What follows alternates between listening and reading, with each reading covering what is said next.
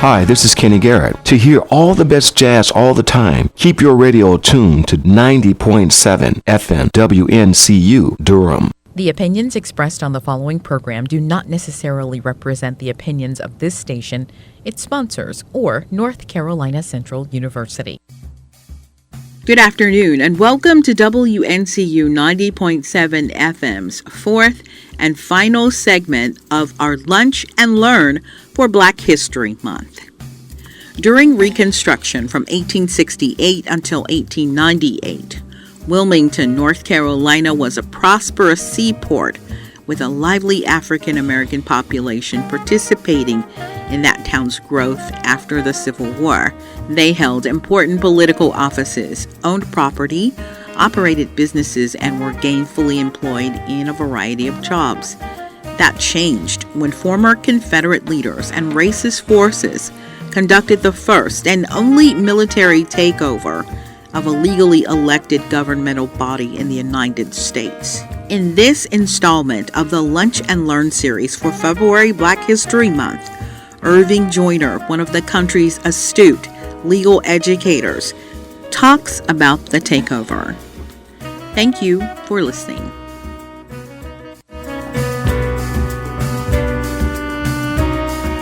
Good afternoon. Thank you for being with us here this day for this Lunch and Learn program sponsored by WNCU 90.7 FM. I'm Irving Joyner, and I am the presenter for this particular program. I'm an attorney and legal educator here at North Carolina Central University, and I have been asked to talk with you about the Wilmington Massacre of 1898.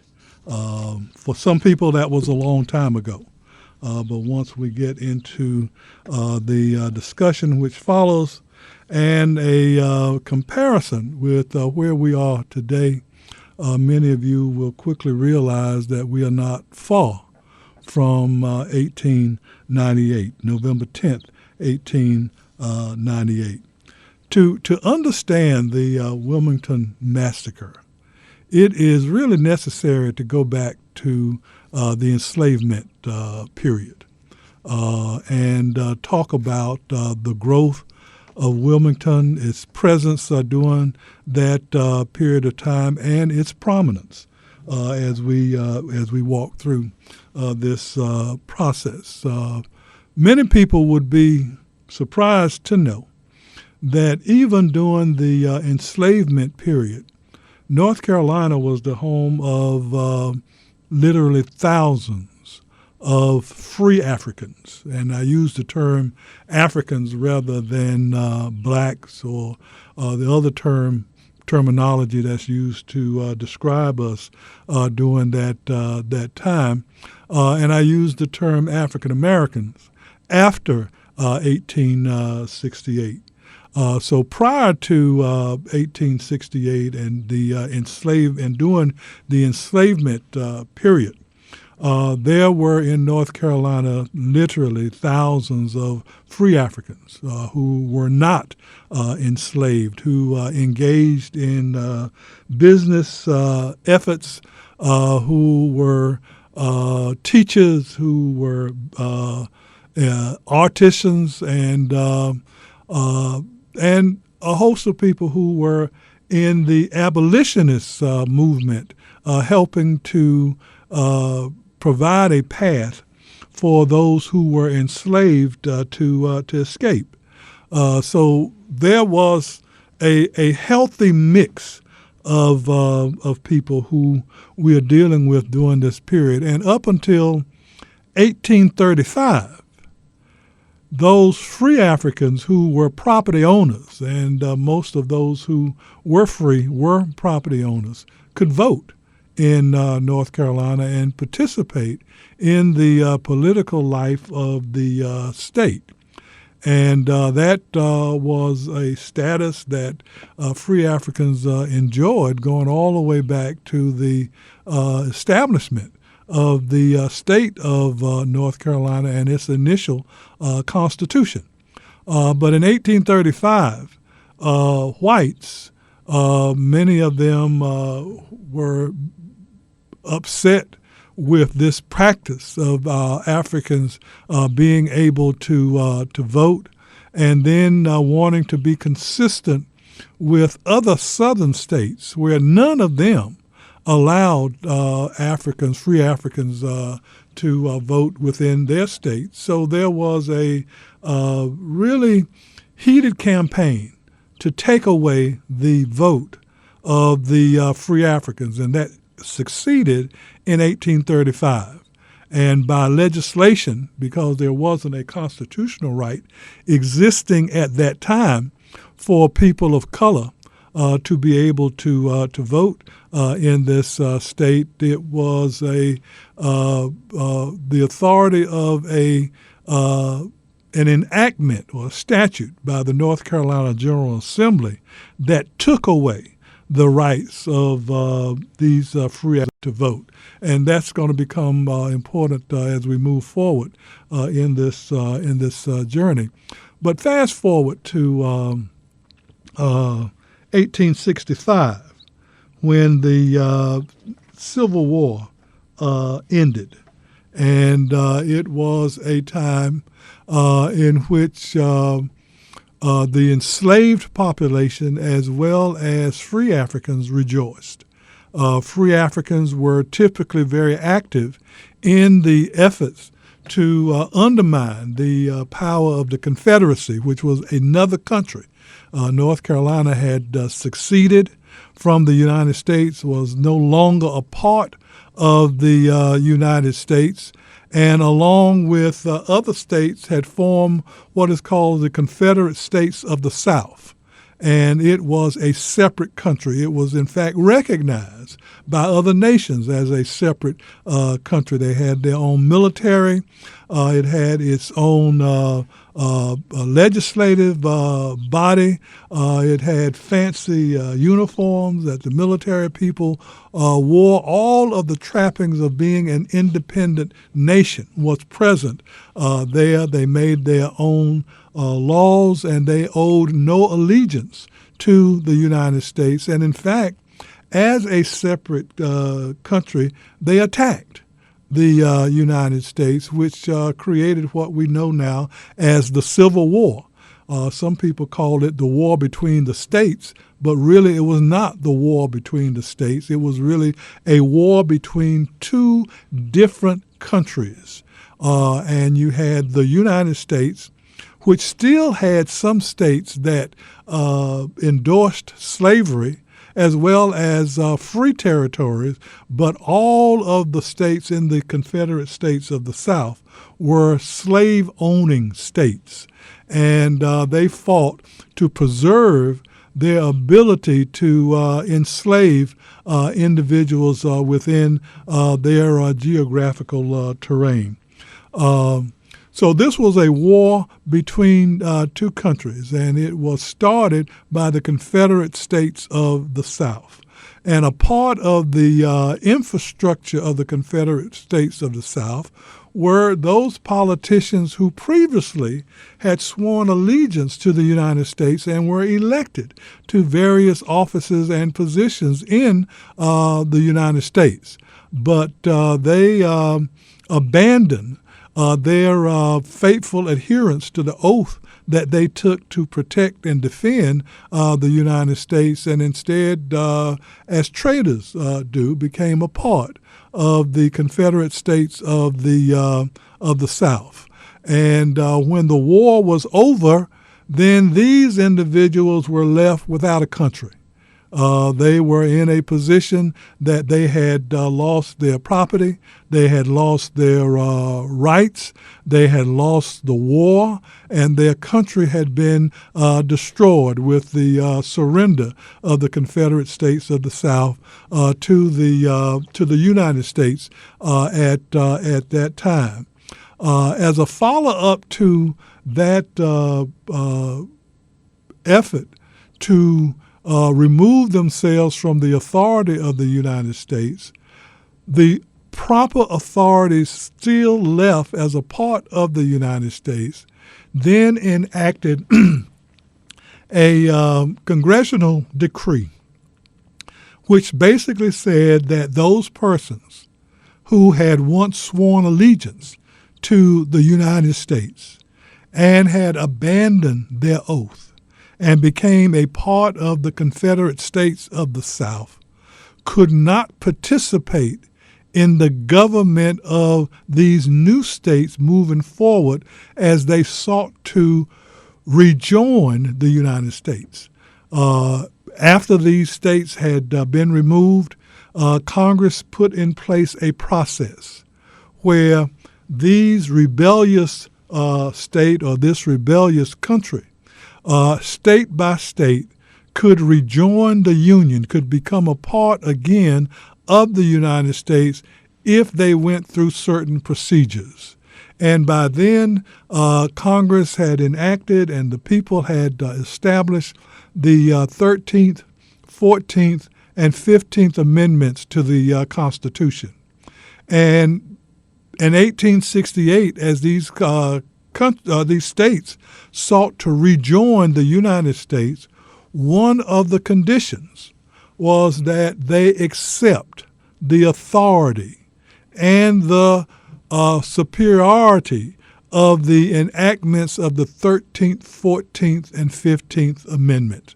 And the enactment of these amendments changed the character of the United States. No longer was this a country that was organized and maintained for the benefits of whites.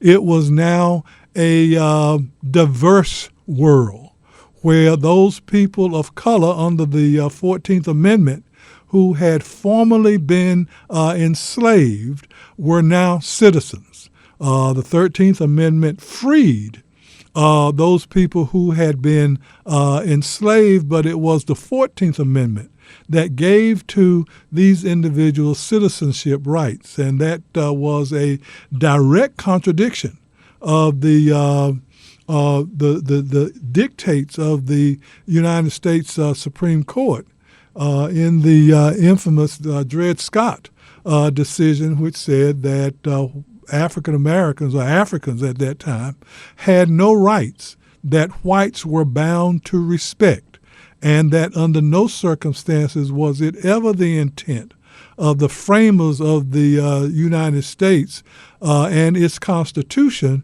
that Africans, free or enslaved, would ever be a citizen in this country. But the enactments of the 13th Amendment, which abolished slavery, the 14th Amendment, which made all of these individuals now citizens, changed the character of the United States. And you then had automatically all of those Africans, free Africans, enslaved Africans who were here, now became citizens of the United States. And a part of the requirements for these rebelling states now to rejoin the United States was that they recognize the citizenship of these newly freed individuals, those newly people who were now a part of the Union, and that the political structure which controlled and governed their admissions back into the country would also include them in that political setting. So these African Americans now had to be a part of each state government that was seeking to rejoin the United States and to become a part of the Union. So again, what we had was a prohibition on the political leadership emerging from the Confederate States of the South so that they could not participate in political affairs. There had to be a recognition of the rights and responsibilities of Africans who were newly freed to become a part of the Union, and the state governments that sought readmission to the Union had to embrace those and make those individuals a part of the government. We're going to take a break.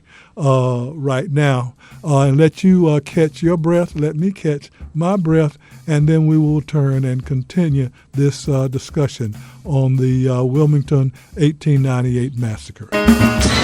Hey, this is DJ Travis Gales, and I'll be back on the air once again this Friday night from 7 to 10, DJ mixing all your favorite R&B, funk, and soul from the 70s and 80s. You don't want to miss it right here on 90.7. Hey, tell all your friends that we're going to be mixing live on 90.7 WNCU this Friday night from 7 to 10. Make sure you download the app to listen. Turn up your home stereo, in your car, on your tablet, on your laptop, even your cell phone. And as always, 90.7 will provide quality programming this Friday night while you're out shopping, eating out, on your way home, or winding down for the evening from 7 to 10. Join yours truly, DJ Travis Gale. That's right, on 90.7 FM, I'll be live in the mix with all your favorite hits from the 70s and 80s. So be sure to tell a friend that it gets funky on Friday nights from 7 to 10 right here on 90.7 WNCU. Hi, I'm Dr. Delon Canterbury, a member of the African American COVID Task Force Plus and CEO and president of my company, Geriatrics, based in Durham, with a message about COVID-19. Are you getting information about COVID-19 and vaccinations from social media? Truth is, there is a lot of misinformation going around on social media that is not based on facts. For example, taking a hot bath raises body temperature and prevents coronavirus infection is simply wrong. Or bombarding your body with herbs and home remedies can protect against COVID-19, also wrong. Protect yourself, your life, and your health with a COVID-19 vaccine. Wear a mask, wash your hands, and social distance. Also, testing for the virus and vaccines are completely free. COVID-19 is real. I'm Dr. Delon Canterbury with a message about COVID-19.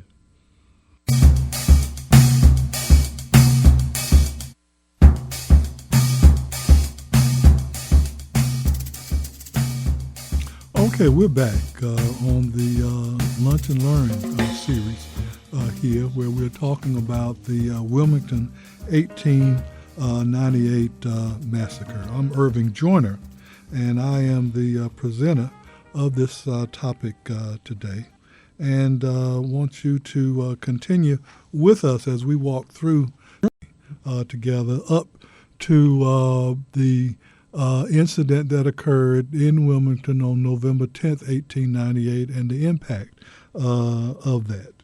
As I indicated earlier, we were after the Civil War in 1865 and leading up to 1868, you had able and competent leadership among the class of people who were now designated as African Americans, the newly freed citizens of this country.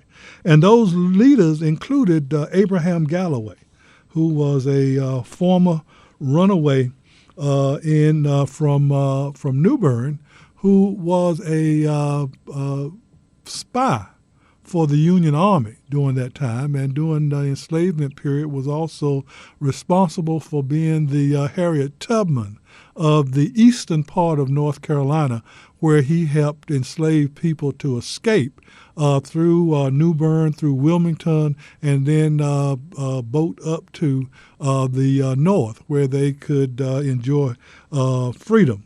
Then you had Bishop John Hood, who was the presiding bishop of the African American Episcopal Church. Isham Sweat, Henry Cherry, Parker, David Robbins, all were free Africans or enslaved Africans who became a part of the leadership of the African American community, most of whom were residents in the eastern part of North Carolina, outside of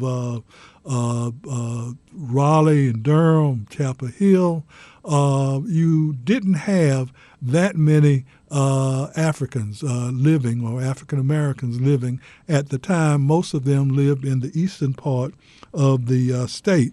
So one of the first things that they did was to organize a convention, the Black Convention of newly freed, to determine what was it that they wanted from this government, the governmental structure, and what they wanted this governmental structure to look like, and that included them. So they convened in Raleigh from 42 different North Carolina counties, 117 delegates who met for 3 days to determine what the national or the statewide African agenda would be. And one of the first things that they recall was that up until 1835, free Africans could vote, and that the heart of every political institution is the right to vote and to participate in governmental affairs. And one of the first things that they pushed for and that they sought as a part of their participation in the new North Carolina was a constitutional amendment that people would be able to vote irrespective of their race, irrespective of their property holdings, irrespective of any shackles that previously existed that prevented people from voting.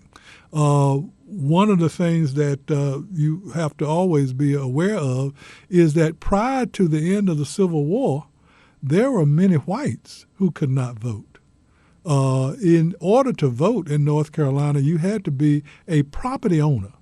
And there were many whites who were not property owners, who were poor and did not measure up to the standards that the aristocrats who ran the state imposed to be able to vote.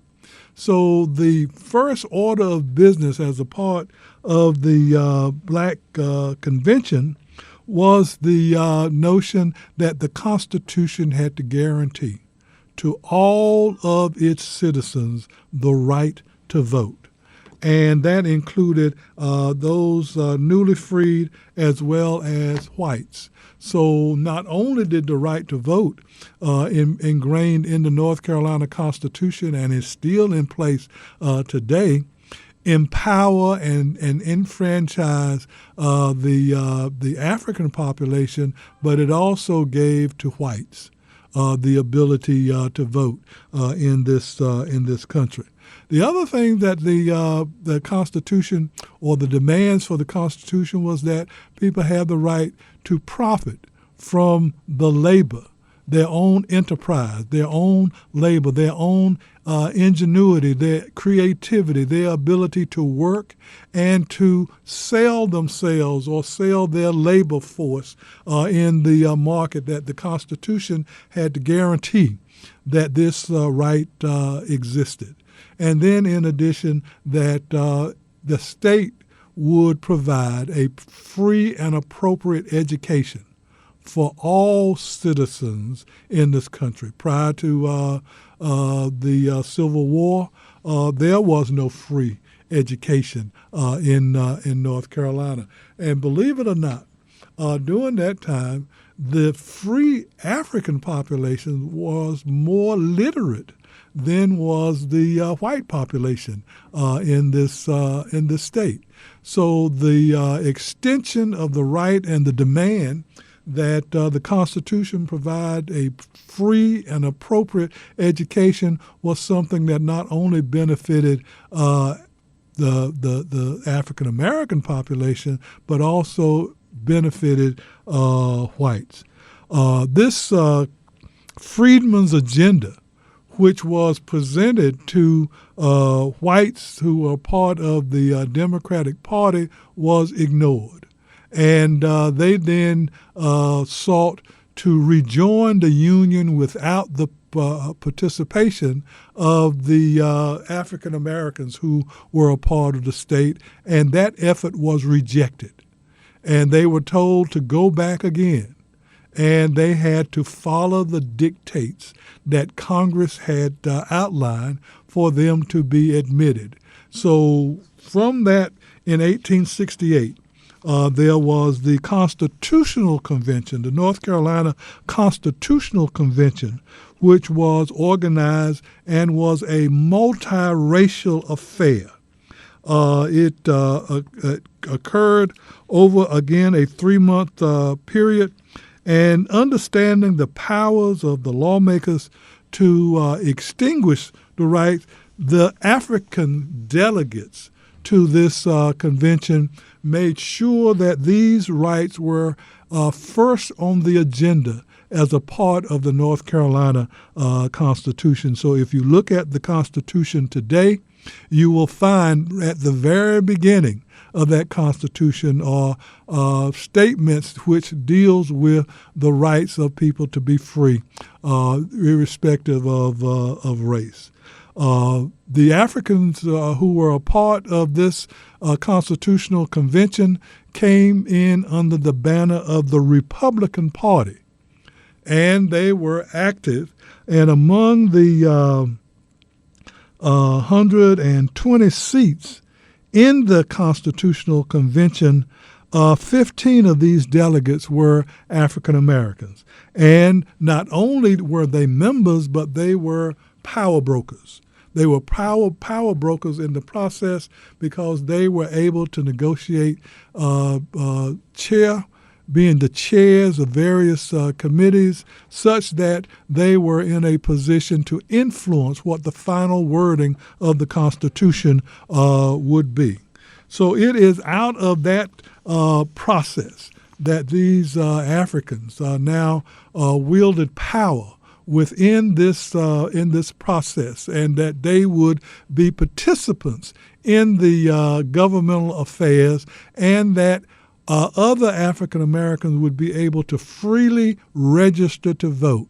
And all you had to do was show up, show that you were a resident of a particular county, that you were over 18 years of age, and then you could register to vote, and then you could actually participate in the election when those elections came up.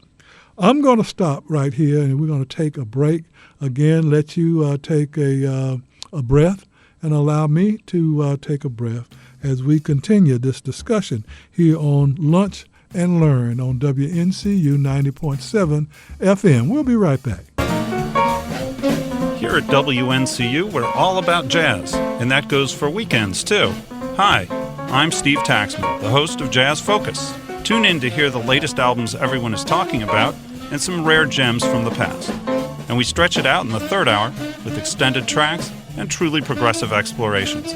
If you're hip to Joe Henderson, Milt Jackson, and Sam Rivers, you'll love Jazz Focus. And you just might hear something you've never heard before. So tune in to Jazz Focus, only on member-supported public radio, 90.7 FM, WNCU. On Saturday mornings between 9 and noon.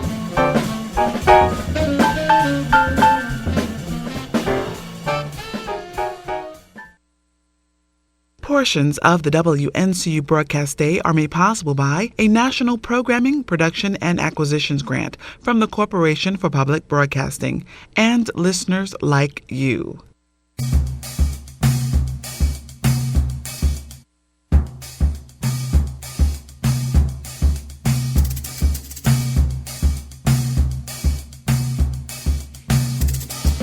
Okay, we're back on our Lunch and Learn series here.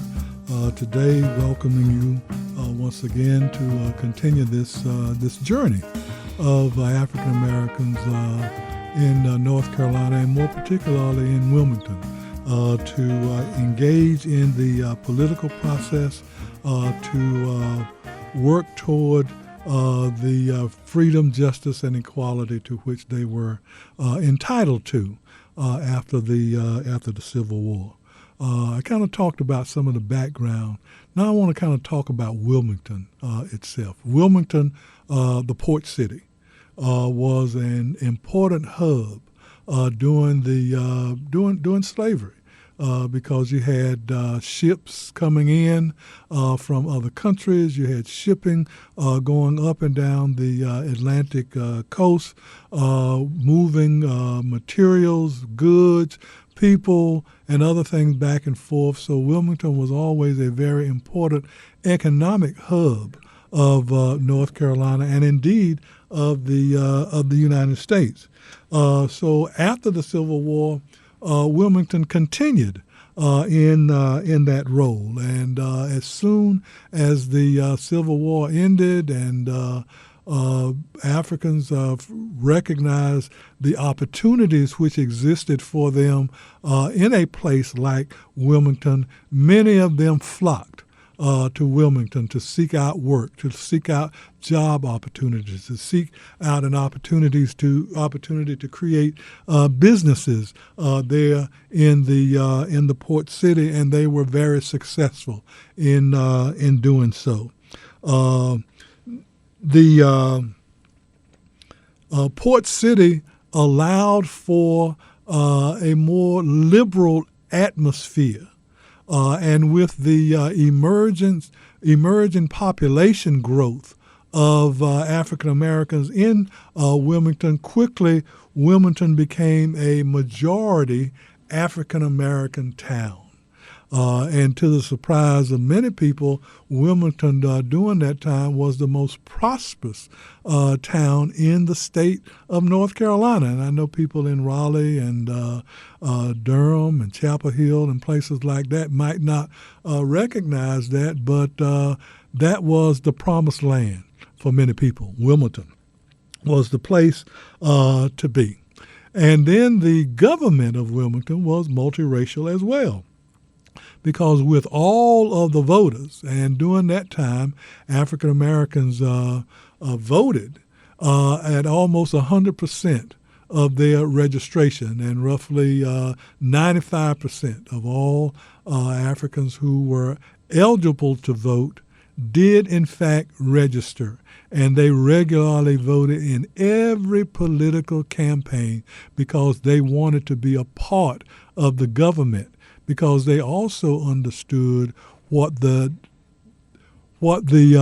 negatives were in not being a part of the government, not being a part of the effort to determine what the laws were, how the laws were shaped, and how government was going to operate, and in the interest of the total population in that city. So from 1868, really right on up until 1898,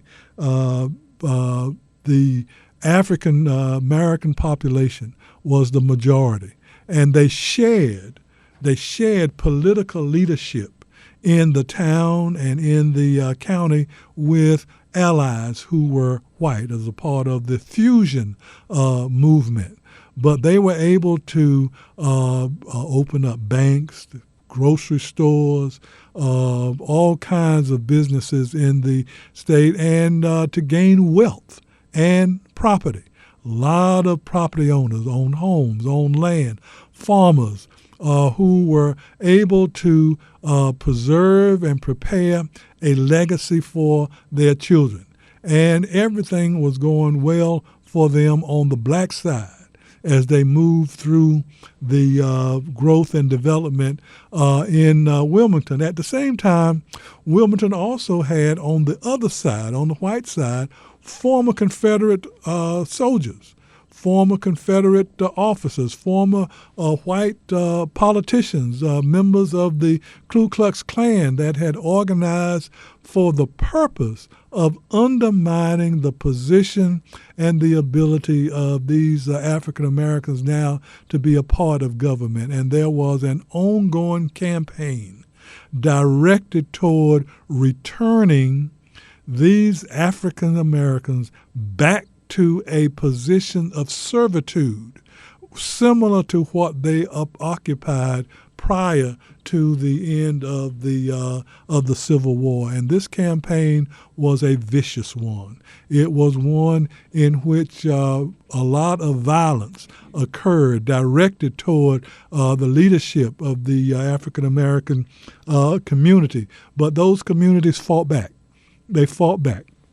and Africans were able to be elected to the North Carolina General Assembly as a part of the Senate and a part of the House of Representatives, led by Galloway and Bishop Hood. Abraham Galloway was, we call him the armed rebel in the legislature, because he carried his pearl-handled guns everywhere that he went, even on the floor of the North Carolina General Assembly. He was abrasive to many, but he fought eagerly for the rights of these African Americans to advance within North Carolina, and certainly was a hero in the Wilmington and New Bern communities. He was a representative from that area. So we had during that period of time from 1868 up until 1900s, literally hundreds of African Americans who were elected not only to serve in the North Carolina General Assembly, but elected to serve as leaders in their towns, in their cities, in their counties, where it was that they resided in that community, and they were always very conscious about protecting the interests of the entire African American community, even though there were frictions with whites who were a part of the fusionist movement. It didn't go smoothly. There were many arguments about who, what, when, how, and where things should occur, but the vigilance of these African Americans as a part of this political process brought about an advancement in their power base, an advancement in their being able to have voice and decision-making power within the government. And that is what they fought for, and that's what they sought to maintain. Now, as a part of this effort to undermine the work and position of African Americans, the Democratic Party at the time, all white, engaged in a vicious campaign to demonize African Americans, and led by a number of local people who were there in Wilmington, as well as statewide leaders of the Democratic Party,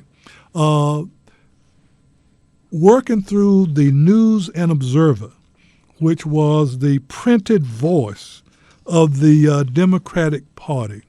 They began this campaign to destroy the right of these African Americans to vote. Kind of like in 1835. They wanted to take away the rights and ability of these African Americans to participate. The barrier that they encountered was now the right to vote was enshrined within the Constitution. So they could not change the Constitution. So what they did was embark on this campaign of terror to convince these African Americans that, one, they should not register to vote, two, that they should not vote on election day, and that they should stay in their place. And staying in their place meant that they had to be subservient to whites. And of course, this newly emerging population was not interested in doing this, and they fought back.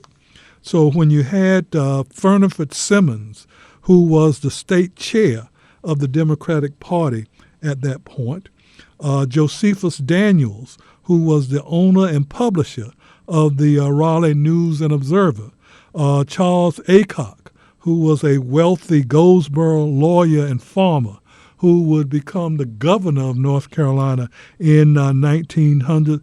They orchestrated this statewide campaign of racial antagonism and division. And this race-based political campaign sought to redeem North Carolina from Negro domination. And that was the theme, was to redeem North Carolina from Negro domination. And to them, having an African American in a position of power constituted Negro domination. In no instance did African Americans represent the majority in the vote, but they were influential wherever they were. And they were able to get a lot of bills passed, a lot of legislation enacted that benefited not only African Americans, but whites as well. And that was the power of the fusionist movement, that they were able to show benefit, show growth and development for the underclass, for the poor people in the state of North Carolina. But the goal of the Democratic Party, the former Confederate soldiers and officers and former political leaders, was now to disenfranchise those African Americans. And utilizing the News and Observer, they orchestrated these cartoons every day in the press. And these cartoons were circulated all over North Carolina, showing African Americans in derogatory positions and doing things that they deemed to be demonic and unworthy of leadership in the state, for the purpose of helping to convince whites that they should not be in alliances with these African Americans. And this campaign began to take up steam and gained additional support in 1877 with the Hayes-Tilden Compromise, which allowed for and required the removal of federal troops from the South.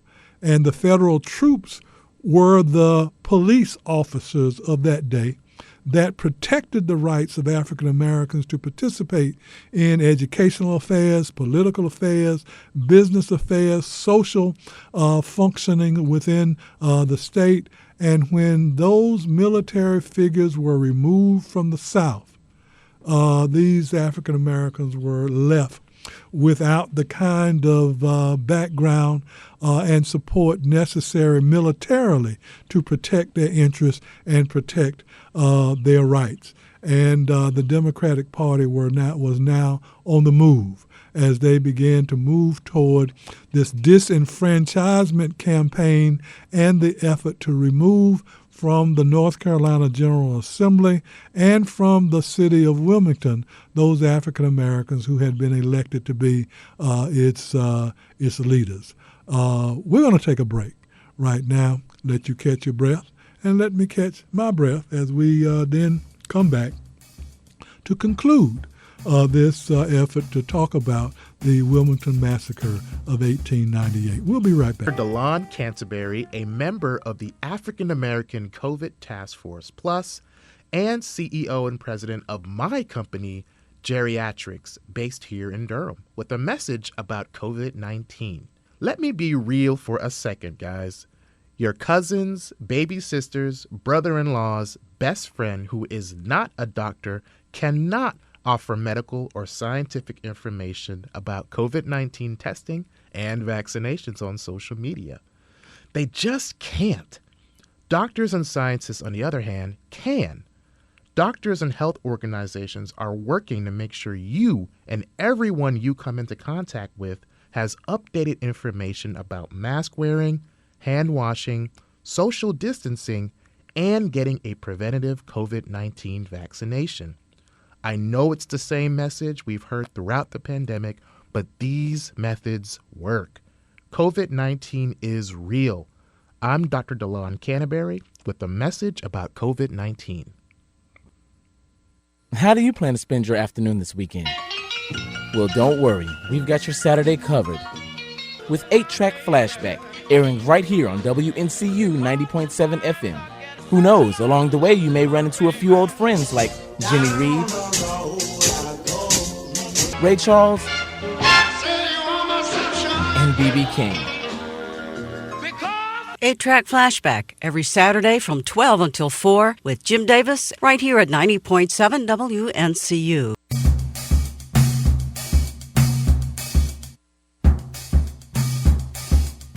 Discussion about the Wilmington 1898 massacre. I've tried to bring you along through this journey that African Americans were engaged in leading up to the 1898 Wilmington Massacre.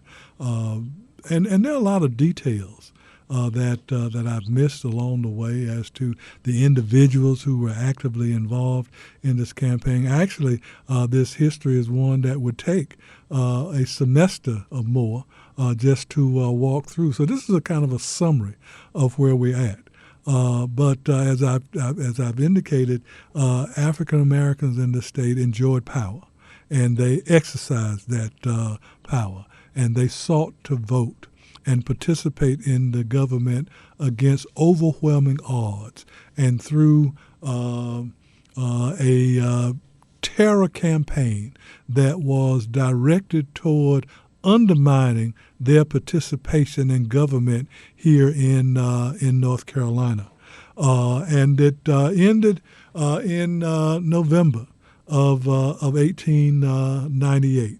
The Democratic Party, with its campaign to demonize the African-American political participation, to undermine that, to disenfranchise that community, was able to gain enough votes from whites to return to power within the North Carolina General Assembly. And that occurred in the November 8th election of 1898. Not satisfied with their victory on November 8th of 1898, there were those in Wilmington who were intent on destroying this symbol of African American success, which was plainly obvious wherever you went in Wilmington, because as you looked around, African Americans were flourishing in the town. They were able to become a model for what other parts of the state sought to become. And these Confederate soldiers, these Democratic insurrectionists, were all intent on destroying that symbol. And a part of that destruction on the part of them was to undermine and take away the power in Wilmington.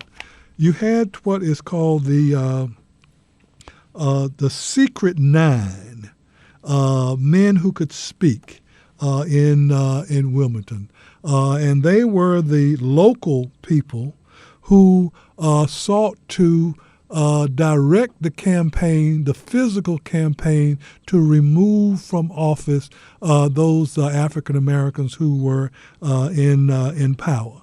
And they initially created this thing called the Declaration of White Independence. It was a document that they drafted. And it was designed to provide something similar to the Declaration of Independence that we know about today and that you learn about in your history. But this Declaration of White Independence was a statement that those whites would never, ever find themselves at the footstool of these African Americans who were always supposed to be subservient to them, who were not worthy of being placed in position of leadership. And they distributed this Declaration of White Independence around the area to people who were of like mind.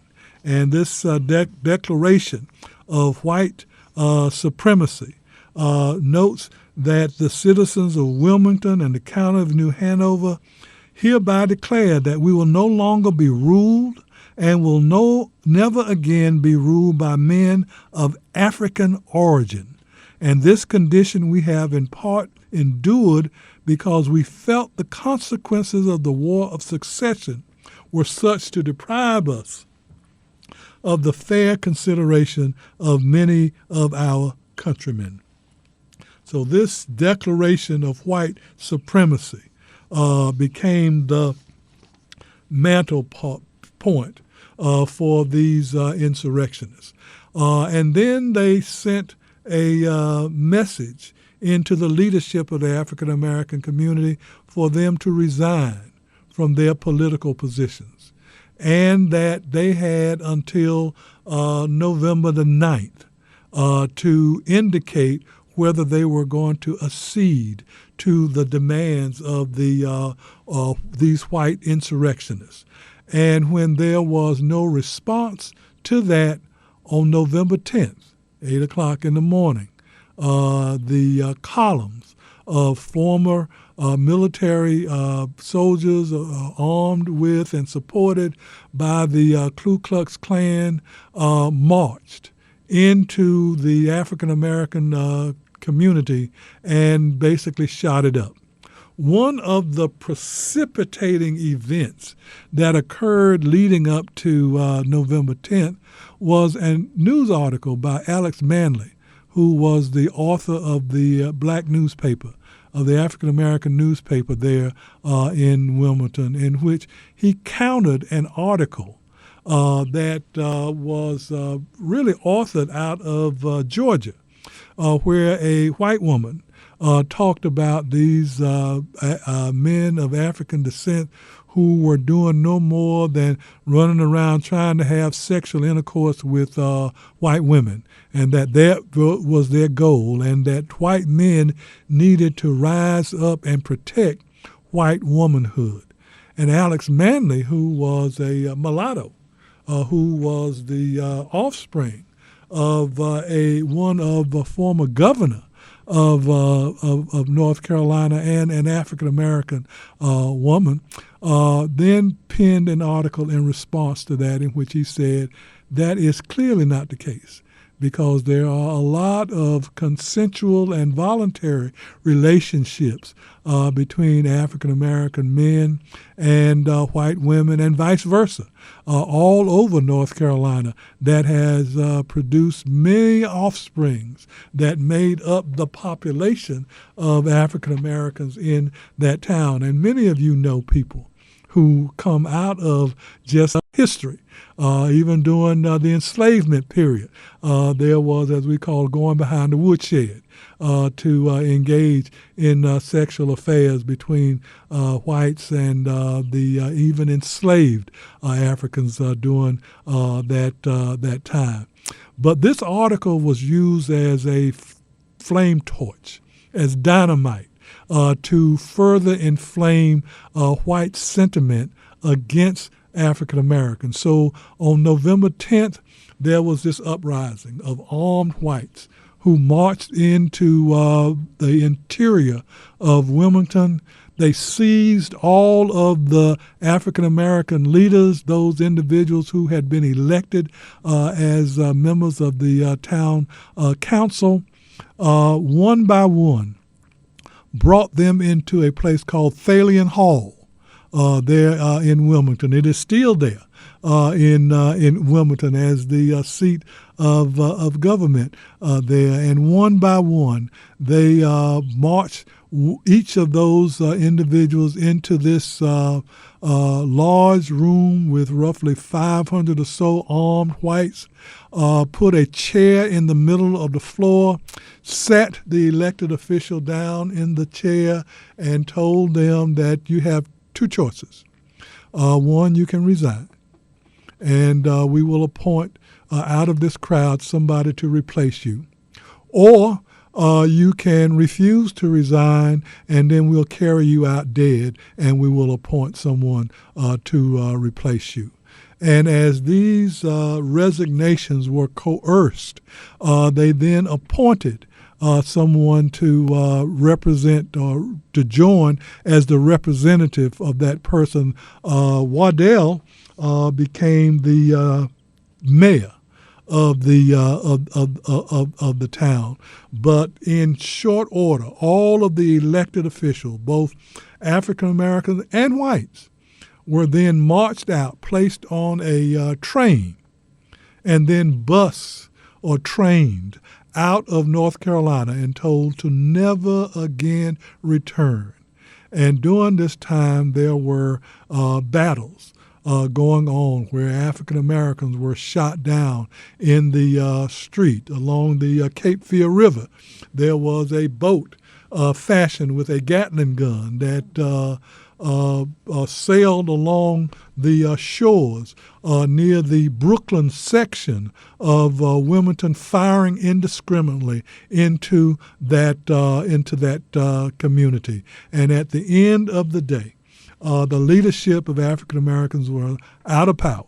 African Americans were running around scurrying to protect themselves, and that was the beginning of the underpinning and the disenfranchisement of African Americans in the state of North Carolina, because after 1898, no African American was elected again to serve in the North Carolina General Assembly until 1968 as a result of the finagling of the Democratic Party and its campaign to disenfranchise and to destroy the success that African Americans enjoyed in Wilmington and in the state of North Carolina. I see that my time is up, and I hope that you've gotten the flavor of what occurred in 1898. In the near future, we will have other programs where we will continue to talk about the impact and effect of the Wilmington Massacre, 1898. But I have enjoyed spending this time with you, giving you this kind of summary on the beginning and the end of the growth and development of Reconstruction in Wilmington, North Carolina. Good day, and enjoy yourself. Necessarily represent the opinions of this station, its sponsors, or North Carolina Central University. Central University. Central University. Central University. Central University. Central University. Central University.